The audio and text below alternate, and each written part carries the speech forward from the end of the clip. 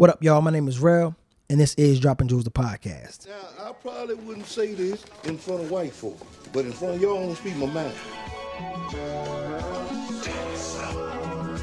Take it slow. Today, I want to talk about an article that I recently read in the New York Times entitled The New 30-Somethings. In this article, it says, it's the financial riddle of the 30-something years. How does anyone, even those with a stable, upperly mobile job, let alone a family, afford to live in places like New York, Los Angeles, Boston, Chicago, San Francisco, or Washington, D.C.? The answer? Many are bankrolled to varying degrees by their parents. The article goes on to say that more than 53% of millennials between 21 and 37 say they still receive financial support from their parents. It also says that in New York City, 15% of the checks that go to pay tuition to private schools come from grandparents. Now, what this article doesn't say is that for black millennials, the American dream just don't exist. We all know that in the black community, black parents just don't have enough money at the end of the day to continue to take care of their adult children. The money isn't there. We all know that in the black community, most of us, we try to catch up, we go to college, we get a degree. But we graduate with so much debt, we fall further and further behind. And we're the ones trying to do better. You know, we're the ones trying to go to college so we can overcome that hurdle of poverty. But the article doesn't say that because most wealth is generational, those parents have the money to give to their children. In the black community, the money isn't there. So I'm led to believe this article wasn't talking about black millennials. They couldn't have, because there was an article in the Republic, and in this article it says the missing black millennial. And the article goes on to say things such as the African American makeup is 14% of the millennial population. Roughly speaking, between 1981 and 1996, black millennials came of age in the so-called post-racial era. Our worldviews are defined by Barack Obama's historic rise to presidency. But it also says that we were here to witness the election of the most openly racist president in modern American history in Donald Trump. Now, I'm one to believe that black Americans are truly doing no worse under Trump than we were under Obama. But that's another story for another podcast. The person that wrote the article in the Republic said, as an older millennial, I saw my black friends working harder than ever and even going to graduate school and still taking on multiple jobs. Meanwhile, my white peers were miraculously landing great positions and getting into fantastic schools with mediocre test scores. They told me about the promotions and about just being in the right place at the right time.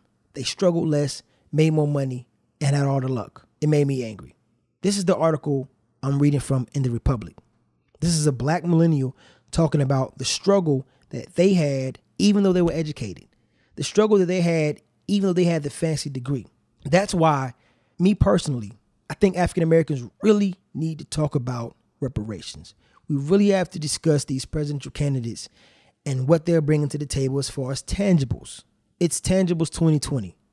No reparations, no vote. Because no matter how much they try to ignore the importance of reparations, it's becoming clear that 60% of the wealth is passed down generationally. The article literally says that 53% of millennials say they still receive financial help from their parents. This is why the American dream just doesn't apply for black millennials. Most black parents simply don't have the extra money to continue to help their adult children. And in the pursuit to catch up, most of us graduate with a ton of debt. But this is the deliberate consequence of the United States government failing over and over again to make American descendants of slaves whole, while whites and other groups continue to benefit from the yellow brick road we paved. So when Bernie Sanders or Kamala Harris responds like this, do you support reparations for black people? Well, listen, again, we had over 200 years of slavery.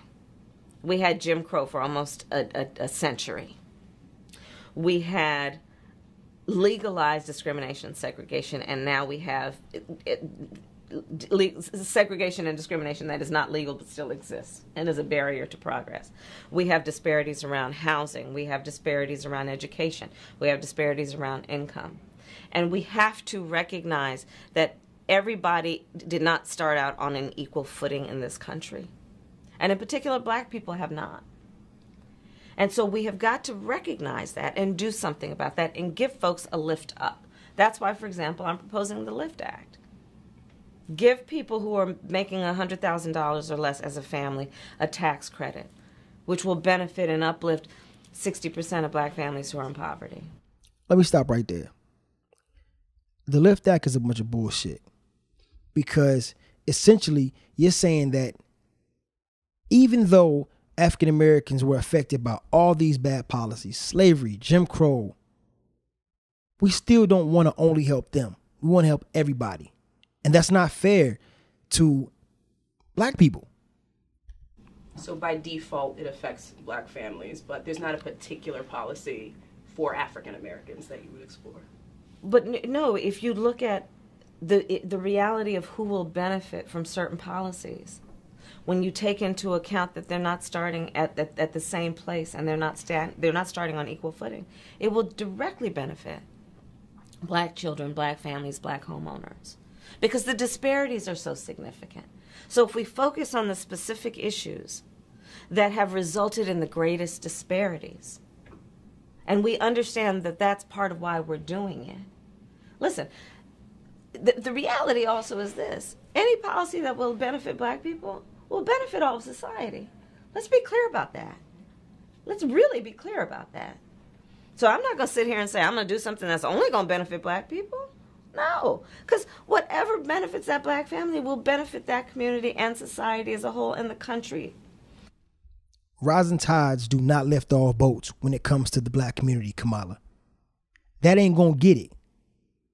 Don't talk about slavery, Jim Crow, discrimination, and still legal discrimination that we're dealing with today, and then turn around and say a policy that benefits black people or that benefits America will benefit black people. That ain't gonna cut it. Okay, because we bore the brunt of everything. So nobody else deserves any kind of financial help but black people. There's no ifs, ands, or buts about it. So for Kamala to single-handedly say, no, I'm not going to do anything, especially for black people, she's done. She's done. There's no way I would encourage anybody to vote for this lady, because she's trying to practice benign neglect. And we not going for that this time. Thank you, Senator Sanders. Part of the legacy of slavery and Jim Crow in the U.S. is the legacy of income inequality in the U.S. What is your position on reparations to the descendants of slaves? Well, as I just indicated, there are massive disparities that must be addressed. There is legislation that I like, introduced by Congressman Jim Clyburn.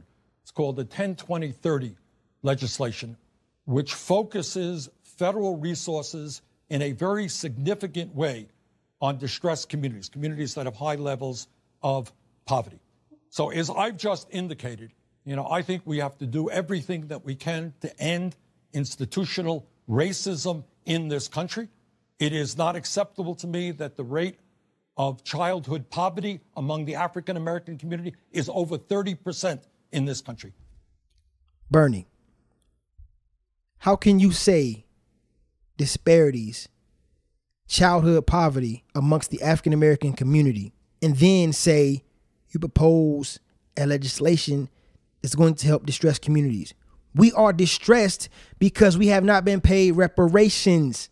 I'm not here to tell you why some whites are poor. That's their problem. All I know is that my ancestors built this country with their hands. My ancestors literally paved the yellow brick road that all of these immigrant groups, all of these white people who were once immigrants, benefit from. We picked the cotton that was all over the world. The American South produced so much cotton. It made so much money for the United States. All of these companies, Wells Fargo, Bank of America, started with free slave labor. You can't include no other group into our issues. Hispanics, if they're poor, they can go back to Mexico. They came here. Nobody asked them to be here. Go back home. And I'll go a step further. The Africans, if you came here and you're now poor, go back home. Same for Europeans. If you came here and you're poor, go back home. We are foundational Black Americans. We built this country. This is our home. And we can say that because we built it. And we never received any compensation for that. So don't talk about childhood poverty or distressed communities, because we're distressed and there's poverty because America failed to make us whole. African Americans die from cancer at higher rates than whites. So we're going to do everything we can to put resources into distressed communities and improve lives for those people who have been hurt from the legacy of slavery. So what is your position specifically on reparations? We must do everything that we can to address the massive level of disparity that exists in this country. You say the disparity in the legacy of slavery was so bad, but then you say we want to address the disparity in this country. For who, Bernie? Say Black people. Just say that. Say American descendants of slaves. But you won't say that because you don't intend to do nothing. And therefore, Bernie, you are done too. I'm not encouraging nobody to vote for Bernie Sanders. I'd rather have Trump for 4 more years than to have Bernie Sanders or Kamala Harris. I'd rather have an open enemy than someone who pretends to be my friend but is just as bad. These people are insane, and they think that Black people are still stuck on stupid. But fortunately, man, American descendants of slaves, ADOS, foundational Black Americans, we here now. We want to talk about reparations. No ifs, ands, or buts about it. So I'd like to know what y'all think. I'd like to know y'all stance. I'd like to know who y'all voting for. And I'm going to be straight up with y'all. If Kamala Harris or Bernie Sanders want my vote, that's what I'm going to tell them. Bring me my money. I'm out. Real Talk the podcast.